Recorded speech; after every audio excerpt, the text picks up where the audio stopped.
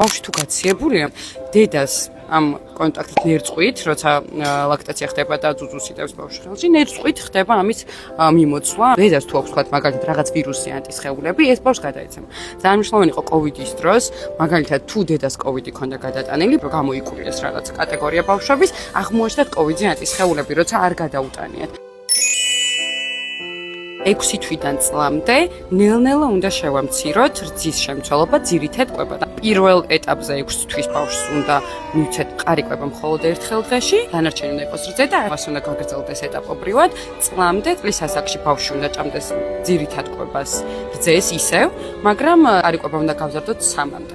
მაგრამ ჯანდაცვის მსოფლიო ორგანიზაციის რეკომენდაციაა, რომ 2 წლამდე მივცეთ ბავშვს რძე, ზუსტად იქიდან გამომდინარე, რომ ანტისხეულები გვაქვს და თან პლუს ჰიდრატაციისთვის საუკეთესო საშუალება არის რძე, მაგრამ ხელოვნურ საკვებს რაც შეეხება, ხელოვნური კვების შემთხვევაში აუცილებელია, რომ წლიდან გადავიდეთ რძროხის რძეზე და არა ხელოვნურ საკვებზე, იმიტომ რომ ხელოვნური კვების წლიდან შეიცავს დამატებულ შაქარს. რაც ბავშვისთვის ზოგადად ისედაც შაქრის კონტენტი უნდა ყოველთვის ვაკონტროლოთ, წლამდე კატეგორიულად დაუკრძალოთ და 2 წლამდე სასურველი არ მიიღოს. და მაინც ხელოვნურ საკვებს მიანჭოს უპირატესობას ვიდრე რძროხის რძეს, მაშინ ყოველთვის ვურჩევთ ხოლმე, რომ შემცველობას დააკვირდეთ. ესეთი მარკეტინგული ჩანაცვლება აქვთ ხოლმე, რაღაცა ფრუქტოზა ან ყურძნის წვენი ან მსგავსი ინგრედიენტები, მაგ ინგრედიენტებს რომ მოვერდოთ, იმიტომ რომ იგივე არას დამატებული შაქარი იქნებოდა.